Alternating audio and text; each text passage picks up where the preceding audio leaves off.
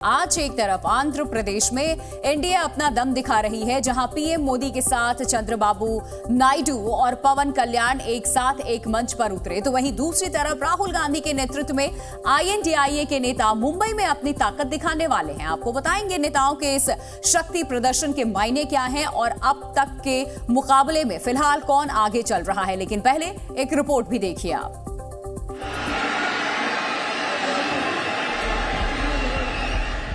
పితృదేవతల ముక్తి కోసం పరితపిస్తూ వారి వారసులు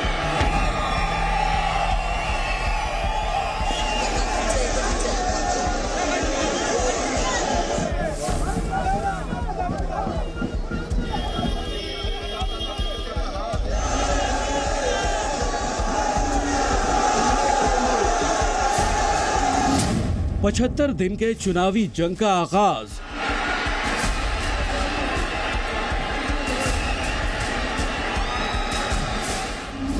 शंखनाद के बाद पहला शक्ति प्रदर्शन।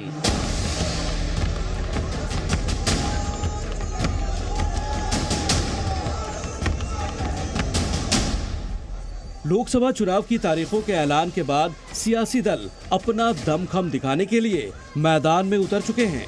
जहां पीएम मोदी एनडीए के लिए दक्षिण का द्वार खोलने आंध्र प्रदेश पहुंचे हैं, तो वहीं राहुल गांधी पश्चिम के ढहते किले को मजबूती देने के लिए अपने सहयोगियों के साथ महाराष्ट्र में मौजूद हैं। आंध्र प्रदेश के पलनाडु में पीएम मोदी, चंद्रबाबू नायडू और पवन कल्याण एक साथ एक स्टेज पर आए।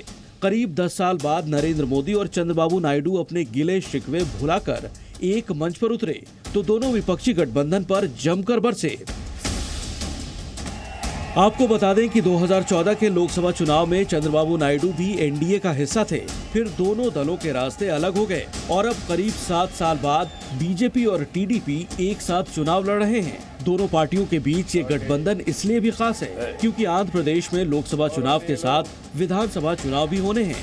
यही वजह है कि दोनों ही पार्टियां एक टीम बनाकर दक्षिण का दुर्ग भेदने में जुटे हैं। टीडीपी और बीजेपी में जो सहमति बनी है, उसके तहत आंध्र प्रदेश में लोकसभा की 25 सीट है, जिसमें 6 सीटें बीजेपी को दी गई हैं, जबकि विधानसभा की 175 सीटों में से 10 सीट पर बीजेपी चुनाव लड़ेगी। वहीं टीडीपी 17 लोकसभा सीटों और 144 विधानसभा सीटों पर अपना जोर दिखाएगी। बाकी की 2 लोकसभा सीटें और 21 विधानसभा सीटें पवन कल्याण की पार्टी को मिली हैं। प्रधानमंत्री मोदी ने अपना राजनीतिक परिवार बढ़ाते हुए चंद्रबाबू नायडू और पवन कल्याण से इसीलिए भी गठबंधन किया है, क्योंकि उन्हें भी पता है कि अगर बीजेपी के लिए दक्षिण का द्वार नहीं खुलता है तो आम चुनाव में 400 का आंकड़ा पार करना आसान नहीं होगा। क्योंकि साल 2019 के लोकसभा चुनाव में सबसे ज्यादा 22 सीटें वाईएसआर कांग्रेस पार्टी को मिली थी। वहीं चंद्रबाबू नायडू की टीडीपी ने बची हुई 3 सीटों पर कब्जा कर लिया था, जबकि बीजेपी के साथ साथ कांग्रेस का खाता भी नहीं खुल पाया था।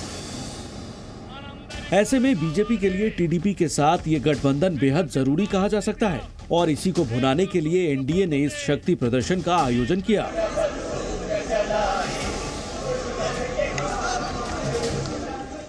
वहीं दूसरी तरफ करीब 6000 किलोमीटर की न्याय यात्रा खत्म करने के बाद कांग्रेस विपक्ष के बचे हुए सहयोगियों के साथ मुंबई से एकजुटता का संदेश देना चाहती है। मुंबई की रैली में राहुल गांधी को एमके स्टालिन, अखिलेश यादव और तेजस्वी यादव का भी साथ मिला है, जहां से बीजेपी और एनडीए उनके निशाने पर होंगे। हालांकि इससे पहले ही चुनावी बॉन्ड के बहाने कांग्रेस ने बीजेपी पर निशाना साधा है। कांग्रेस नेता जयराम रमेश ने लोकसभा चुनाव को 6000 किलोमीटर वर्सेस 6000 करोड़ के चंदे की लड़ाई बताया। चंदा दो, धंधा लो, हफ्ता वसूली, कॉन्ट्रैक्ट लो, रिश्वत दो। जाहिर है अभी तो आरोप प्रत्यारोप का आरंभ हुआ है। जैसे जैसे चुनावी तारीख नजदीक आती जाएगी, वैसे वैसे नेताओं के जुबानी तीर और भी तीखे होते जाएंगे। ब्यूरो रिपोर्ट, जी मीडिया। और बड़ी खबर इस वक्त आपको बता दें, आंध्र प्रदेश के पलनाडु में इस वक्त एनडीए की रैली चल रही है। पीएम मोदी और टीडीपी प्रमुख चंद्रबाबू नायडू साझा रैली कर रहे हैं। पीएम की रैली में जबरदस्त भीड़ देखी जा सकती है और इस दौरान कुछ लोग हालांकि टावर पे चढ़ गए और पीएम ने उन लोगों से फिर नीचे उतरने की अपील की। पवन, जरा पुलिस के लोग उनको नीचे उतारिए उनको। बिजली के तार है, आप क्या कर रहे हैं वहां? Please come down.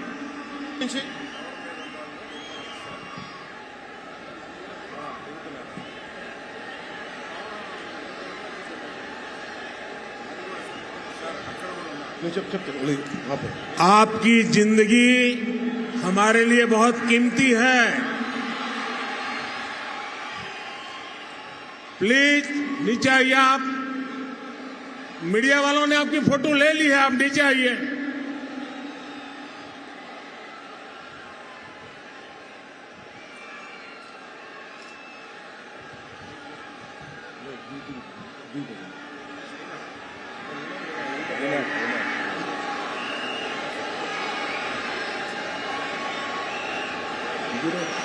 आप नीचे आइए, मेहरबान। सबकी निगाहें मुंबई पे है, शिवाजी पार्क पर है। आज यहां पर INDIA गठबंधन एक साथ एक मंच को साझा करता नजर आएगा। साकेत रॉय हमारे संवाददाता इस वक्त जुड़ चुके हैं मुंबई से, सीधे उनका रुख कर लेते हैं। आज ये जो शक्ति प्रदर्शन INDIA दिखाने वाली है मुंबई में, लोगों का कितना समर्थन मिल रहा है, क्या तस्वीरें वहां से देखने को मिल रही है? साकेत, कौन कौन पहुंचा अभी?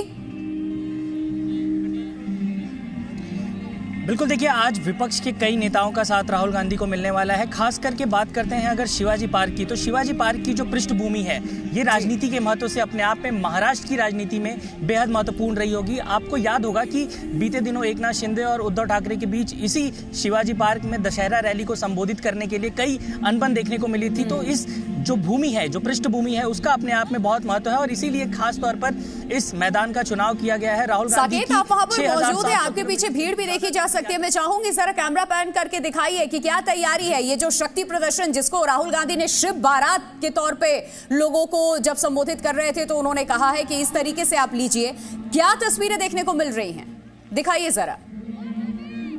बिल्कुल देखिए, मैं आपको तस्वीरों के जरिए दिखाने की कोशिश करता हूं। यहाँ धीरे धीरे लोग जो हैं वो आ रहे हैं, वो यहाँ पहुंच रहे हैं। आपको उस बैक गेट की तस्वीर दिखाते हैं जहां से जनरल कैटेगरी के लोग धीरे धीरे वहां से अंदर आएंगे। इसके अलावा 7 और गेट यहाँ पर बनाए गए हैं जहां से लोग अंदर आएंगे। VVIPs के लिए अलग गेट रखा गया है। खास तौर पर जो प्रबंधन है वो लगातार यहाँ पर काम कर रहा है। पुलिस और जो बल है वो तैनात किया गया है।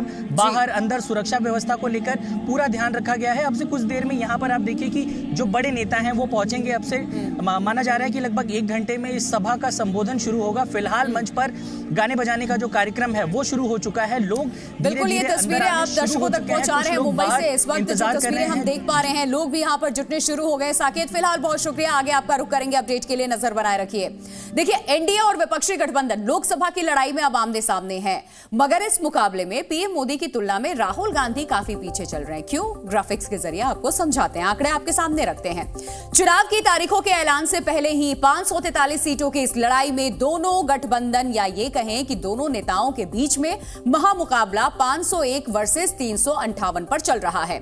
जहां पीएम मोदी अब तक 17 राज्यों की 501 सीटों तक पहुंच चुके हैं, तो वहीं राहुल गांधी अपनी न्याय यात्रा के जरिए अभी तक 15 राज्यों की 358 सीट ही कवर कर पाए हैं। ये वो आंकड़े। आपको यह भी बता दें कि देश में 5 राज्यों की 228 सीटें ऐसी हैं जहां एनडीए और INDIA के बीच में आमने सामने की टक्कर है। ये राज्य उत्तर प्रदेश, बिहार, दिल्ली, झारखंड, तमिलनाडु और महाराष्ट्र हैं। तो यहां इस तरीके के चुनावी समीकरण बनते नजर आ रहे हैं जिन राज्यों की हमने बात की है, एनडीए वर्सेस INDIA की। Zee News.